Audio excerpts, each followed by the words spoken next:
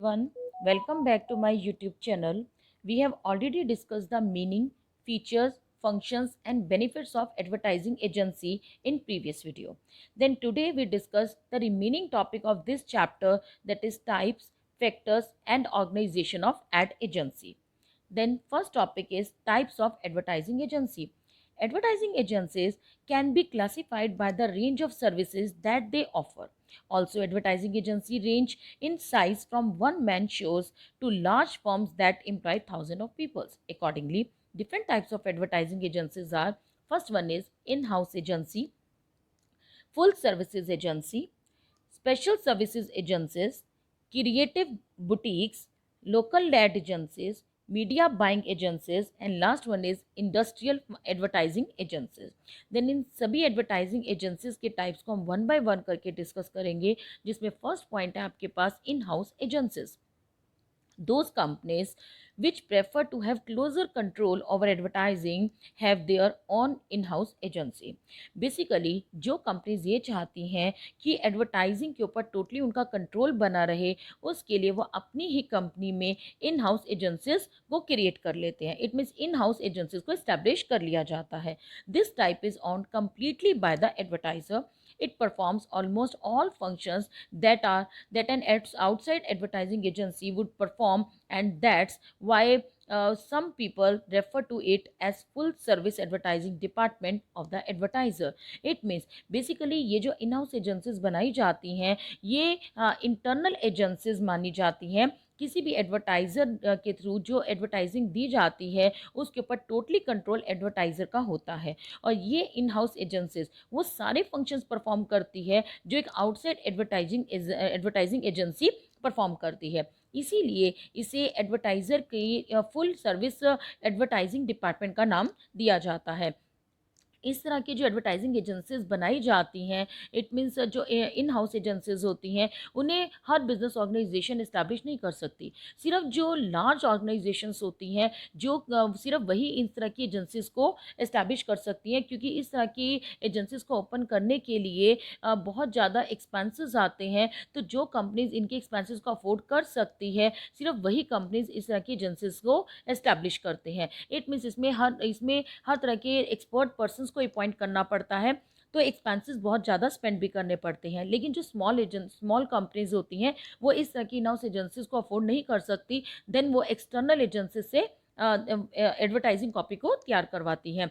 तो बेसिकली जब इन house agencies को अपनी ही कंपनी के अंदर इस्टेब्लिश कर दिया जाता है तो जो आउटसाइड एजेंसीज को कमीशन पे करनी पड़ती है अगर हम एडवर्टाइजिंग कॉपी तैयार करवाना चाहते हैं, या जो एडवर्टाइजिंग मटेरियल पर जो सर्विस चार्जेस लगते हैं वो हमारे सेव हो जाते हैं. इट मीन्स कहीं ना कहीं जो आउटसाइड एडवर्टाइजिंग एजेंसीज हैं उसके ऊपर हमें डिपेंड नहीं रहना पड़ता और उन्हें किसी भी तरह की कोई कमीशन हमें पे नहीं करनी पड़ती.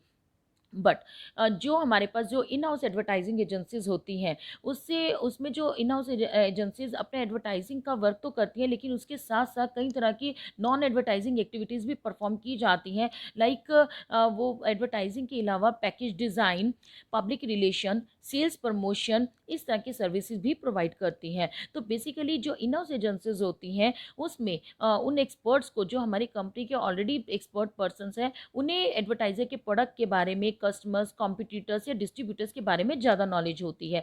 देन वो हमारे प्रोडक्ट के रिगार्डिंग ज़्यादा बेटर ऐड को प्रोवाइड कर सकते हैं. इट मीन्स उसके लिए जो एडवर्टीजमेंट तैयार की जाती है कंपनी के लिए उसे वो ज़्यादा इफेक्टिव वे से प्रेजेंट कर सकते हैं. तो इन हाउस एडवर्टाइजिंग एजेंसी के लिए कि हमें एक्सपर्ट पर्सन की रिक्वायरमेंट होती है. बट तब भी जो एडवर्टाइजिंग एजेंसीज हैं उसके इतने बेनिफिट होने के बावजूद भी ये जो एजेंसीज हैं वो एक्सटर्नल जो प्रोफेशनल एजेंसीज होती हैं उसका उसे कम्पीट नहीं कर सकती, क्योंकि जो जो आपके एक्सटर्नल प्रोफेशनल एजेंसीज होती हैं उसमें एक्सपर्ट पर्सनस होते हैं और वो जो पर्सनस उसके अंदर हो जो ग्रुप जो जिस टीम के अंदर रहते हैं वो पर्सन सारे काम करते हैं, वो पर्सन अपनी फील्ड में बहुत ही एक्सपर्ट होते हैं. और जो एक्सटर्नल एडवर्टाइजिंग एजेंसीज होती हैं उनका साइज़ बहुत लार्ज होता है. उनके पास ब्रॉडकास्ट मीडिया के लिए या प्रिंट एडवर्टीजमेंट को की कॉपी को तैयार करने के लिए या इंटरनेट वेबसाइट को तैयार करने के लिए हर तरह की उनके पास हर तरह के लिए एक्सपर्ट्स अवेलेबल होते हैं जो कि किसी भी तरह की एडवर्टाइजिंग से रिलेटेड प्रॉब्लम को ईजिली सॉल्व कर सकते हैं।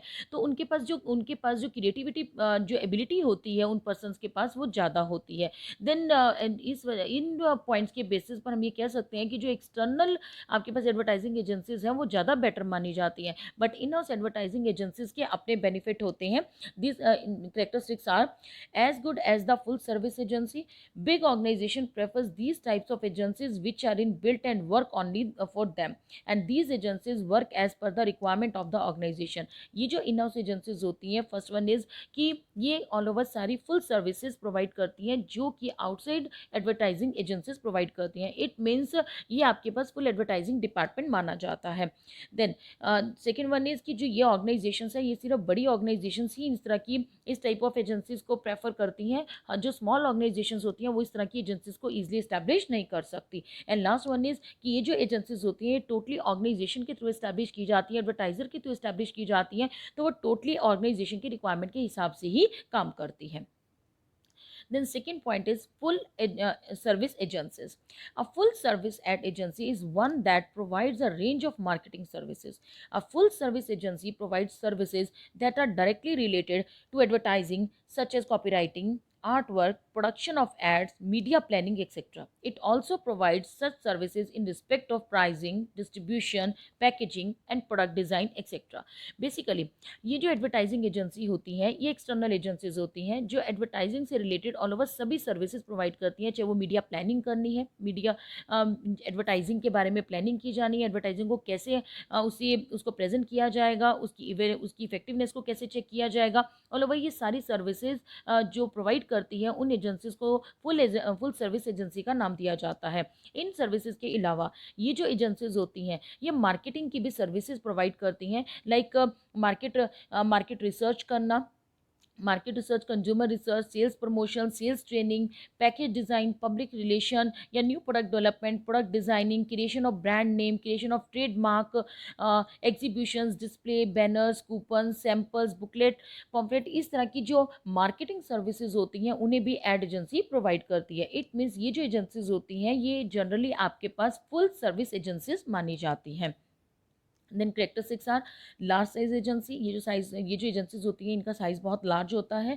Deals with all stages of advertisement. Basically ये जो एजेंसीज होती हैं ये एडवर्टीजमेंट के ऑल ओवर सारी स्टेजेस को यही कवर अप करती हैं। इट मीन्स इसमें जो एडवर्टाइजिंग से रिलेटेड प्लानिंग की जाती है, एडवर्टाइजिंग को क्रिएट किया जाता है, उसकी प्रोडक्शन की जाती है and placing and evaluating all over सारी एक्टिविटीज़ ये एजेंसी खुद करती है। Then different expert people for different department. इसमें जो डिफरेंट डिपार्टमेंट बनाए जाते हैं उसमें डिफरेंट तरह के एक्सपर्ट पर्सन होते हैं जो कि अपनी फील्ड में एक्सपर्ट होते हैं और वो जो एडवर्टाइजिंग कॉपी तैयार करते हैं वो ज़्यादा इफेक्टिव मानी जाती है।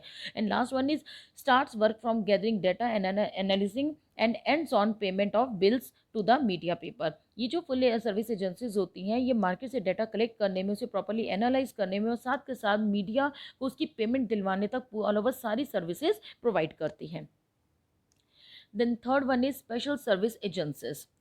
With the growth in the need of advertising agencies and its specialized services, many advertising agencies have come up that do not provide full range of services but specialize in one or the other only other services only. They provide their expert services to either the advertiser or other ad agencies. Basically जो special service agencies होती हैं उनमें हमारे पास जैसे हमने last 2 points बड़े in house agency और full service agency जिसके अंदर ऑल ओवर सारी एक्टिविटीज़ परफॉर्म की जाती थी एडवर्टाइजिंग से रिलेटेड, ये जो आपके पास एजेंसी होती है ये सारी सर्विसेज नहीं प्रोवाइड करती, बल्कि उन सारी सर्विसेज में से एक पर्टिकुलर किसी एक सर्विस को ये एजेंसीज प्रोवाइड करती हैं।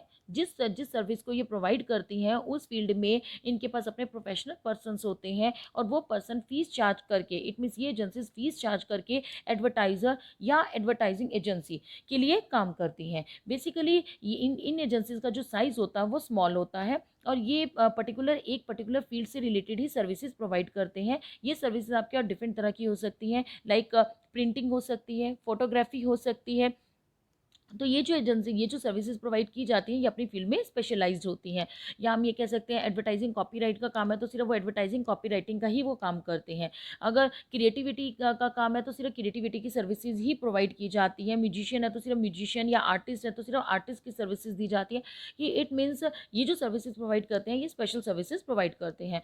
The advertising agency specialize in areas like services of printers, photographers, script writers, artists, models, market research, and web designer. For example, Saubhagya Advertising Agency specialize in financial advertising only. It means जो सौभाग्य advertising agency है वो अपनी field में expert है और ये सिर्फ और सिर्फ फाइनेंशियल एडवर्टाइजिंग की सर्विसेज ही प्रोवाइड करते हैं। It means different advertising services में से सिर्फ एक पर्टिकुलर सर्विसेज जो एजेंसी प्रोवाइड करती है उसे हम स्पेशल सर्विस एडवर्टाइजिंग का नाम देते हैं। Next one is creative boutiques. These are shop agencies that provides only creative functions and not full service. The specialized creative functions include copywriting, artwork, and production of ads. They charge a fees or percentage of full service agencies, and as such, most of them convert into a full service agencies or merge with other agencies to provide a wide range of services. It means जो creative boutiques होते हैं उनमें सिर्फ जो advertising से related जो activities की जाती हैं वो सिर्फ क्रिएटिव एक्टिविटीज़ को ही परफॉर्म किया जाता है। जिस टाइम पर एडवर्टाइज़र अपनी एडवर्टाइजिंग से रिलेटेड सारी एक्टिविटीज़, सारे फंक्शंस को खुद परफॉर्म करता है, सिर्फ क्रिएटिविटी एस्पेक्ट को छोड़कर वो ऑल ओवर सारे फंक्शंस खुद परफॉर्म करता है, तब उस टाइम पर एडवर्टाइज़र को इन क्रिएटिविटी फंक्शन के लिए क्रिएटिव बुटीक्स की रिक्वायरमेंट होती है। देन जो एडवर्टाइज़र है वो उस फंक्शन को, इट मीन्स क्रिएटिविटी के फंक्शंस को परफॉर्म करने के लिए क्रिएटिव बुटीक्स की हेल्प लेते हैं। उसके थ्रू एडवर्टीजमेंट की क्रिएटिविटी करवाई जाती है। लाइक जिस टाइम पर एडवर्टाइजिंग की कॉपी राइटिंग होती है, इट मीन्स जब कॉपी को राइट किया जाता है, मैसेज की डिज़ाइनिंग की जाती है, कॉपी को डिज़ाइन किया जाता है, या नए नए आइडियाज़ जो जनरेट होते हैं, इन सब के फंक्शंस को परफॉर्म करने के लिए क्रिएटिव बुटीक्स की हेल्प ली जाती है। उस टाइम पर ये सर्विसेज जो क्रिएटिव बुटीक्स होते हैं, copy writing, message designing, copy designing, इस तरह के क्रिएटिव वर्क्स को परफॉर्म करते हैं। साथ के साथ वो इसके अलावा मीडिया की selection, ad scheduling, ad positioning या इवोल्यूशन ऑफ एड इफेक्टिवनेस के फंक्शंस भी परफॉर्म करते हैं। Then characteristics are very creative and innovative ideas. No other function is performed other than the creative actual ads की। It means सिर्फ actual ads को ही mainly perform किया जाता है। Small size agencies with their own copywriters, directors and creative peoples. The next point is local ad agencies. These agencies are very small agencies which operate only in one city. Their cost is less and their services are personalized. It means ये जो services आपके पास होती हैं ये particular सिर्फ एक city में ही काम करती हैं, वहीं तक उनका जो स्कोप होता है वो लिमिटेड होता है, जिस वजह से इसे स्वेट शॉप्स का एजेंसीज का भी नाम दिया जाता है। ये जो एजेंसीज होती हैं ये बेसिकली बहुत स्मॉल एडवर्टाइजर्स के लिए एड्स तैयार करती हैं। लाइक अगर केबल टीवी पर, केबल मीडिया के थ्रू, केबल लोकल केबल के ऊपर या पम्फलेट्स या बैनर्स के लिए अगर एडवर्टीजमेंट तैयार करनी है तो उसके लिए local ad agencies services provide करती हैं। The next point is media buying agencies. Media buying agency means a media buying agency works with you to place your creative advertising material in the most optimal location, whether they are printed or digital. These agencies will recommend a time frame in which you should be advertising your product or services and the amount your company should be spending for the best result. Buys place for advertise and sells it to the advertiser. It means ये जो agencies होती हैं basically इसमें advertising media को purchase करने की power होती है। इट मीन्स उनके पास इतनी एबिलिटी होती है कि वो एक साथ एडवर्टाइजिंग मीडिया को परचेज कर लेते हैं, और जिस टाइम पर ये एडवर्टाइजिंग मीडिया को परचेज करते हैं उसके पर्टिकुलर टाइम और पर्टिकुलर स्पेस को अगर परचेज कर लिया जाता है और लार्ज क्वांटिटी में अगर इस एरिया को परचेज किया जाता है तो उस इन्हें मीडिया से कई तरह के डिस्काउंट ऑफर्स भी मिल जाते हैं। देन ये जो बाइंग एजेंसीज होती हैं ये फर्दर एडवर्टाइज़र को या अदर एडवर्टाइजिंग एजेंसीज को वो पर्टिकुलर मीडिया का स्पेस या जो टाइम है उसे सेल कर देते हैं, और ये जो एजेंसीज होती हैं ये प्रॉपर मीडिया शेड्यूलिंग में भी हेल्प करती हैं, और कई तरह की जो परचेजिंग एजेंसीज है वो मीडिया से रिलेटेड भी सर्विसेज प्रोवाइड करती हैं। Then characteristics are sales time in which advertisement will be placed, schedule slots at different television channels and radio stations, and finally supervisor checks whether the ad has been telecasted at opted time and place or not.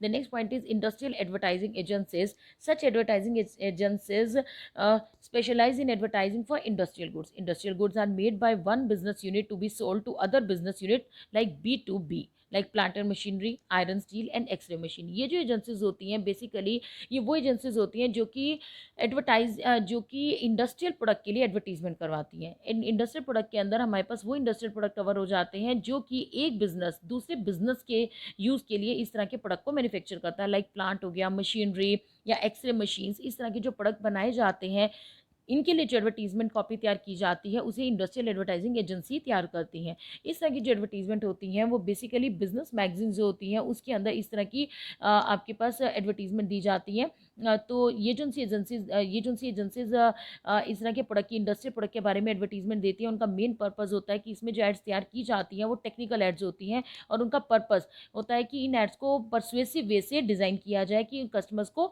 Easily convince किया जा सके। तो इन ads को तैयार करने के लिए हमें टेक्निकल एबिलिटी वाले एक्सपर्ट्स को अपॉइंट करना पड़ता है और इंडिया में जो इंडस्ट्रियल एडवर्टाइजिंग एजेंसीज हैं उनका नंबर बहुत कम है।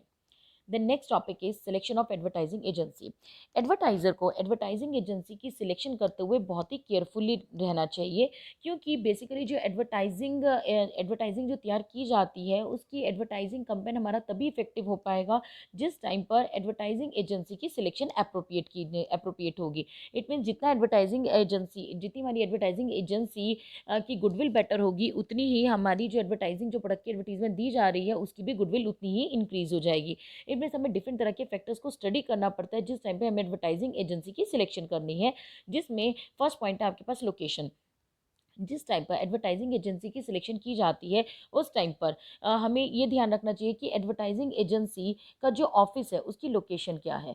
बेसिकली वो हमारे ऑफिस हमारे बिजनेस के बिल्कुल नियर बाय होना चाहिए, उसी को प्रेफर करना चाहिए जो कि लोकल एंड नियर बाय हो, क्योंकि जिस टाइम पर एडवर्टाइजिंग से रिलेटेड जिस टाइम पर एडवर्टाइजिंग कॉपी तैयार की जाती है या इट मीन्स एड प्लानिंग की जाती है या एड को एग्जीक्यूट किया जाता है उस टाइमिंग में बहुत सारे डिसीजन लेने पड़ते हैं और डिफरेंट तरह के डिसीजन लेते हुए एडवर्टाइजिंग एजेंसी और एडवर्टाइज़र को कम्युनिकेट करना पड़ता है, जिसमें एडवर्टाइजिंग एजेंसी कई बार एडवर्टाइज़र के साथ कम्युनिकेट करने के लिए जब उसके ऑफिस में विजिट करती है या उसके एग्जीक्यूटिव्स जब विजिट करते हैं तो उसके बदले में काफ़ी फीस भी चार्ज करते हैं और जो फीस चार्ज की जाती है उसमें कई तरह के अलाउंसेस दिए या ट्रैवलिंग अलाउंस भी चार्ज किया जाता है। तो उससे जो एडवर्टाइजिंग दी जा रही है उसकी जो कॉस्ट है वो काफ़ी ज़्यादा इंक्रीज़ हो जाती है।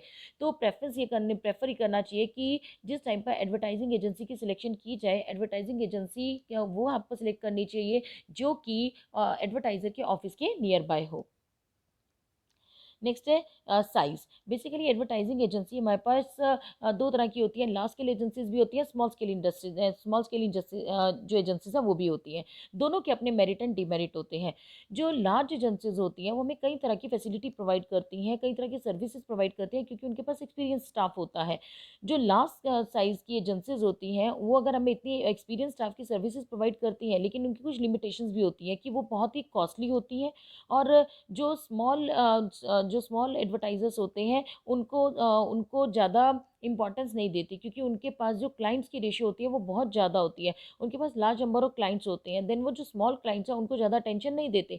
लेकिन जो स्मॉल साइज एजेंसीज होती हैं उनका बेनिफिट ये होता है कि इनके पास नंबर ऑफ क्लाइंट्स बहुत कम होते हैं और जितने भी क्लाइंट्स होते हैं उनको वो पर्सनल अटेंशन देते हैं, इट मीन्स उनकी स्पेशल केयर करते हैं। लेकिन उनके पास इतने ज़्यादा फंड्स अवेलेबल नहीं होते, इतना ज़्यादा एक्सपीरियंस स्टाफ नहीं होता, तो जिस वजह से वो जो फैसिलिटीज़ या जो सर्विसेज देते हैं उनमें स्पेशलाइजेशन की शॉर्टेज होती है। उन लैक ऑफ स्किल्स या लैक ऑफ सर्विसेज की वजह से जो स्मॉल साइज़ की एजेंसीज हैं वो उनको ज़्यादा प्रेफरेंस नहीं दी जाती।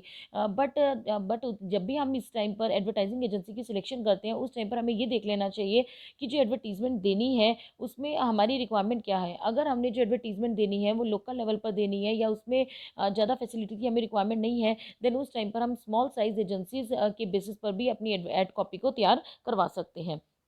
The next point is agency working for competitors. Advertising agency की सिलेक्शन करते हुए हमें ये भी स्टडी कर लेना चाहिए कि वो जो एडवर्टाइजिंग एजेंसी है हमें ऐसी एडवर्टाइजिंग एजेंसी की सिलेक्शन नहीं करनी जो कि हमारे कॉम्पिटिटर की एडवर्टीजमेंट की कॉपी को तैयार कर रही हो। इट मीन्स जिस टाइम पर हम अपने प्रोडक्ट की एडवर्टीजमेंट कॉपी को तैयार करवाना चाहते हैं तो उस टाइम पर हमारी एडवर्टीजमेंट की कॉपी तभी इफेक्टिव रह पाएगी जिस टाइम पर हमने ऐसे एडवर्टाइजिंग एजेंसी को सिलेक्ट किया हो जो कि हमारे कॉम्पिटिटर के प्रोडक्ट की एडवर्टीजमेंट कॉपी तैयार ना कर रही हो, इट मीन्स उसके अगेंस्ट नहीं होनी चाहिए। तो उस टाइम पर हमें एडवर्टाइजिंग एजेंसी की सिलेक्शन करते हुए हमें ये स्टडी करना पड़ेगा कि हमें ऐसी एडवर्टाइजिंग एजेंसी की सिलेक्शन करनी है जो कि कॉम्पिटिटर यूनिट की एडवर्टाइजिंग ना कर रही हो। Next one is image of agency. It means जिस टाइम पर एजेंसी की सिलेक्शन की जाती है उस टाइम पर एडवर्टाइजर को उस एजेंसी की इमेज कैसी है, उसके क्लाइंट्स के साथ रिलेशन कैसी है, उसकी पॉपुलैरिटी कैसी है, इसके बारे में भी आपको इंस्पेक्शन कर लेनी चाहिए। इट मीन्स उसके बारे में भी सारी इंफॉर्मेशन कलेक्ट कर लेनी चाहिए। उसी के अगर उसकी एजेंसी की क्लाइंटेज अच्छी है, इट मीन्स उसकी लोगों के सामने इमेज बहुत बेटर है, देन अगर हम उस एजेंसी के थ्रू अगर प्रोडक्ट की एडवर्टीजमेंट करवाते हैं तो हमारे प्रोडक्ट की इमेज पर भी उसका पॉजिटिव इम्पैक्ट पड़ता है। इट मीन्स एजेंसी की इमेज को भी स्टडी करना जरूरी है। Next point is services offered by ad agencies, कि बेसिकली जो एड एजेंसीज हैं वो किस तरह की सर्विसेज प्रोवाइड कर रहे हैं। एड एजेंसीज डिफरेंट तरह की सर्विसेज प्रोवाइड करते हैं, like planning and preparation of ad, execution of ad, selection of media, follow up to evaluate ad effectiveness, sales promotion, public relation, publicity, market analysis. वो क्या services हमें provide कर रहे हैं, क्या वो हम जैसे हमारे एडवर्टाइजर की जैसे क्लाइंट की नीड्स है, क्या उन नीड्स को वो सेटिस्फाई कर पाएगी एडवर्टाइजिंग एजेंसी या नहीं कर पाएगी। इन फैक्टर्स को स्टडी करना जरूरी होता है। इसी के बेसिस पर ही ये सिलेक्ट किया जाता है कि उस एडवर्टाइजिंग एजेंसी को सिलेक्ट किया जाए या ना किया जाए। Next point is rate charges. जिस टाइम पे एडवर्टाइजिंग एजेंसी की सिलेक्शन की जाती है उस टाइम ये भी कंपेयर करना पड़ता है कि जो डिफरेंट एडवर्टाइजिंग एजेंसीज हैं वो एडवर्टाइजिंग के लिए क्या रेट चार्ज कर रही हैं। तो इट मीन्स कि जितना वो अमाउंट चार्ज कर रहे हैं क्या वो क्लाइंट के एड बजट के विद इन आता है। अगर वो एड बजट के विद इन है और उसकी जितना अमाउंट स्पेंड किया जा रहा है उससे मिलने वाले बेनिफिट्स को आपस में कंपेयर कर लिया जाता है। अगर वो एडवर्टाइजर की नीड्स को सेटिस्फाई करता है और उसके with in the ad budget होता है देन उस एडवर्टाइजिंग एजेंसी को सिलेक्ट कर लिया जाता है। इट मीन्स एडवर्टाइजिंग एजेंसी क्या रेट चार्ज करती है उसे भी स्टडी करना जरूरी है। Next one is creative skills and new ideas. इसमें क्रिएटिविटी एडवर्टाइजिंग का मेन एस्पेक्ट होता है, तो हमें उस एडवर्टाइजिंग एजेंसी की सिलेक्शन करनी चाहिए जो कि जिस एजेंसी के पास ऐसे क्रिएटिव पर्सनस हो। इट मीन्स वो एजेंसी जो है वो इतनी कैपेबल होनी चाहिए कि उनके पास न्यू आइडियाज़ जनरेट हो और वो जो एडवर्टीजमेंट हमें तैयार करके दें वो आपके पास इतनी ज़्यादा इफेक्टिव होनी चाहिए कि वो ईजिली कस्टमर्स को अट्रैक्ट कर सके। तो इट मीन्स हमें ऐसी ऐसी एडवर्टाइजिंग एजेंसी को सिलेक्ट करना है जिसके पास क्रिएटिव स्किल्स अवेलेबल होती है। Next point is past record of agency. जिस टाइम पर एड एजेंसी की सिलेक्शन की जाती है उस टाइम पर उसके पास्ट रिकॉर्ड को भी स्टडी करना जरूरी है कि उस एजेंसी के पास्ट क्लाइंट्स कौन से थे। अगर वो पास जो क्लाइंट्स हैं वो अगर एजेंसी को लेफ्ट करके गए हैं तो उसका क्या रीज़न था। और जो प्रेजेंट में क्लाइंट्स हैं क्या वो उस कंपनी के साथ उस एजेंसी के साथ सेटिस्फाई हैं, उनके एजेंसी के साथ रिलेशनशिप कैसे हैं, उस एजेंसी की ब्रांड इमेज कैसी है, इन सबको स्टडी करना जरूरी है। Next point is quality and calibre of staff. जिस टाइम पर एडवर्टाइजिंग एजेंसी की सिलेक्शन की जाती है उस टाइम पर हमें ये भी स्टडी करना चाहिए कि क्या उनके पास इतने qualitative and calibre staff available है। लाइक हमें डिफरेंट स्पेशलिस्ट पर्सन को हमें एडवर्टाइजिंग एजेंसी के अंदर ये चेक कर लेना चाहिए कि क्या उनके पास वेरियस स्पेशलिस्ट पर्सन है, like copy writers, market analyst, media experts, art director, researchers, artist, models, क्या ये सारे एक्सपर्ट पर्सन उनके पास अवेलेबल हैं और वो हाईली कैलिबर हैं, एफिशिएंट हैं, ताकि वो जो हमने एडवर्टीजमेंट कॉपी तैयार करवानी है वो आपकी एफिशिएंटली और इफेक्टिवली तैयार हो सके। इसे स्टडी करने के बाद स्टाफ के बारे में इंफॉर्मेशन कलेक्ट करने के बाद ये एडवर्टाइजिंग एजेंसी को सिलेक्ट किया जाता है। Next is financially sound. हमें उस एड एजेंसी को सिलेक्ट करना चाहिए जो कि फाइनेंशियली साउंड होती है, जिसकी टर्नओवर बहुत हाई होती है, क्योंकि वो जो आपके पास फाइनेंशियली साउंड एजेंसीज होती हैं वो एडवर्टाइजर को कई तरह की बेटर सर्विसेज प्रोवाइड कर सकती हैं। उनके पास वेल इक्विप्ड लैब्स अवेलेबल होती हैं, उनके पास स्पेशलिस्ट पर्सन अवेलेबल होते हैं और उनकी नेशनल इंटरनेशनल लेवल पर इमेज भी बहुत बेटर होती है। देन वो एडवर्टाइजर को ज़्यादा अच्छी सर्विसेज प्रोवाइड कर सकता है। And last one is agency experience. जिस टाइम पर एजेंसी की सिलेक्शन की जाती है उस टाइम पर उसके एक्सपीरियंस को भी स्टडी कर लेना चाहिए कि इट मीन्स उनके पास इतने एक्सपीरियंस उनके पास फैसिलिटी अवेलेबल है या उनके पास ऐसे एक्सपीरियंस पर्सन अवेलेबल हैं जो कि मार्केट एनवायरनमेंट को जो फैक्टर्स इम्पैक्ट डालते हैं उनको प्रॉपरली स्टडी कर सकते हो। लाइक मार्केट में कैसे चेंजेस आते हैं, टेस्ट ऑफ कंज्यूमर के अंदर कैसे चेंजेस आ रहे हैं, कॉम्पिटिटर की policies, income of consumers, fashion या ट्रेंड्स, इन सबको प्रॉपरली स्टडी कर सकें। ऐसी एक्सपीरियंस एजेंसी को ही सिलेक्ट करना चाहिए एडवर्टाइजिंग कॉपी को तैयार करने के लिए। एजेंसी। तो इट मीन्स हम ये कह सकते हैं कि एडवर्टाइजिंग एजेंसी को सिलेक्ट करने से पहले हमें इन डिफरेंट फैक्टर्स को स्टडी करना जरूरी है। The next topic is organization of ad agency. Basically ad agency की organization को दो parts के अंदर divide किया जाता है। Organization of ad agency on basis of departmental and organization of ad agency on the basis of group. It means जो advertising agency कई तरह की सर्विसेज प्रोवाइड करती हैं, उन एडवर्टाइजिंग एजेंसीज को में जो में जो टोटल एक्टिविटीज़ परफॉर्म की जाती हैं उसे डिफरेंट पार्ट्स के अंदर, डिफरेंट ग्रुप्स के अंदर डिवाइड कर दिया जाता है और डिफरेंट पर्सनस को उनकी रिस्पॉन्सिबिलिटीज़ एंड अथॉरिटीज़ असाइन कर दी जाती हैं, क्योंकि उसमें कई सारे पर्सनस की हमें रिक्वायरमेंट होती है। देन इन दोनों बेसिस पर, departmental basis and group basis पर कैसे एड एजेंसीज का ऑर्गेनाइजेशन किया जाता है उसे हम इस टॉपिक के अंदर डिस्कस करेंगे। जैसे organisation of ad agency on departmental basis में फर्स्ट पॉइंट है आपके पास कॉन्टैक्ट डिपार्टमेंट। इट मीन्स इस डिपार्टमेंट का काम सिर्फ प्रेजेंट कस्टमर्स के साथ रिलेशंस बेटर बनाना होता है और न्यू कस्टमर्स को फाइंड आउट करना होता है। कि इट मीन्स उसे न्यू कस्टमर्स को फाइंड आउट करते हुए ये ध्यान रखना पड़ता है कि जो न्यू कस्टमर हो वो प्रेजेंट कस्टमर के कॉम्पिटिशन में नहीं होना चाहिए। इट मीन्स उसका कॉम्पिटिटर नहीं होना चाहिए। इस डिपार्टमेंट का काम सिर्फ कस्टमर्स को फाइंड आउट करना होता है, न्यू न्यू क्लाइंट्स को फाइंड आउट करना होता है, इसीलिए इसे कॉन्टैक्ट डिपार्टमेंट का नाम दिया जाता है। Next second one is research department. Research department basically research officers के थ्रू ऑपरेट किया जाता है। इस डिपार्टमेंट को टोटली रिसर्च ऑफिसर्स हैंडल करते हैं और वो टोटली उनकी रिस्पॉन्सिबिलिटी जो है वो रिसर्च वर्क से रिलेटेड होती है, जिसमें वो ये स्टडी करते हैं कि जो क्लाइंट का प्रोडक्ट है वो कैसा है, market potential, level of demand, competitor strategy या strength and weaknesses of various media क्या है, इन सब के बारे में इंफॉर्मेशन कलेक्ट की जाती है। इसमें ये स्टडी किया जाता है कि जो हमारा क्लाइंट है उसके प्रोडक्ट में कॉम्पिटिटर के प्रोडक्ट के कंपैरिजन में कौन कौन सी एक्स्ट्रा फीचर्स हैं। मार्केट को प्रॉपर्ली एनालिसिस किया जाता है कि जिसके अंदर देखा जाता है कि कस्टमर की लाइकिंग क्या होंगी, फैशन किस चीज़ का चल रहा है, इस टाइम पर न्यू न्यू टेक्नोलॉजी कौन सी आ रही है, या इकोनॉमिकल कंडीशंस कैसी हैं।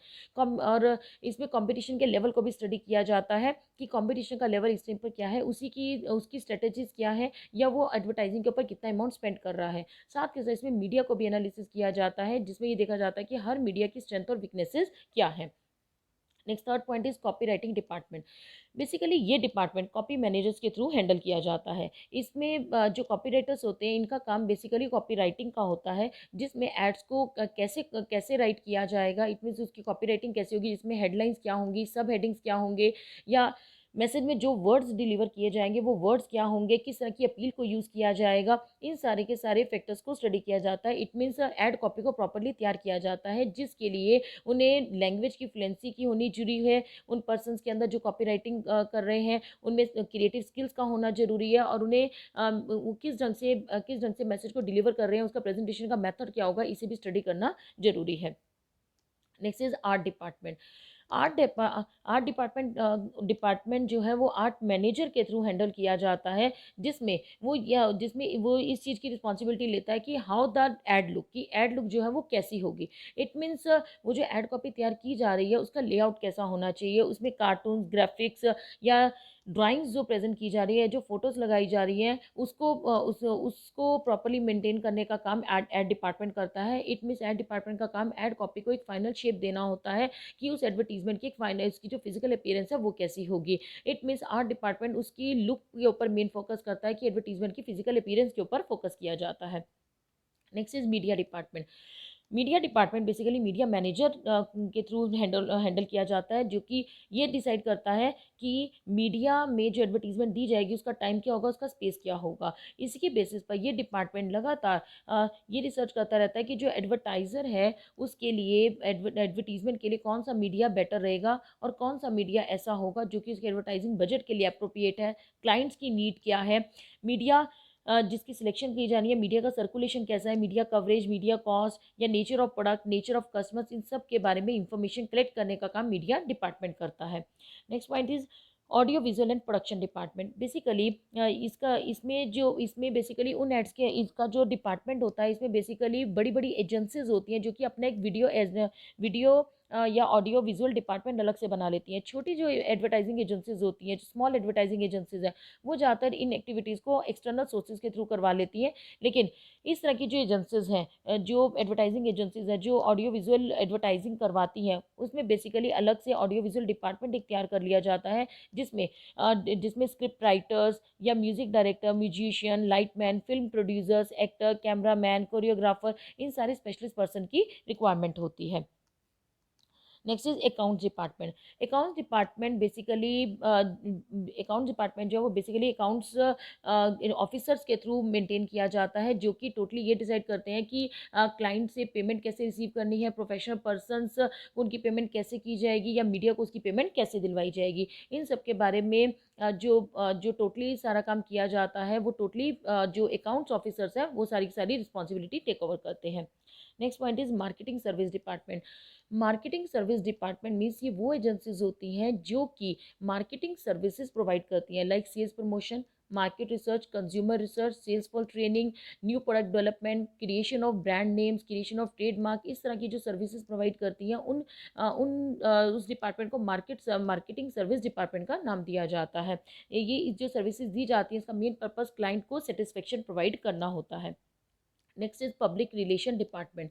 ये भी आपके पास जो लार्ज एड एजेंसीज होती हैं, वहाँ पर इसका एक अलग से डिपार्टमेंट बनाया जाता है, जिसका काम टोटली पब्लिक के साथ रिलेशन मेंटेन करने का होता है, कि उनके साथ रिलेशन कितने ज़्यादा बेटर बन सकते हैं। इसके लिए एक पब्लिक रिलेशन ऑफिसर से अपॉइंट किए जाते हैं, जो कि media, employees, middleman, customer, suppliers of ad material, share holders, general public, इन सबके साथ बेटर रिलेशन बनाने का काम करते हैं।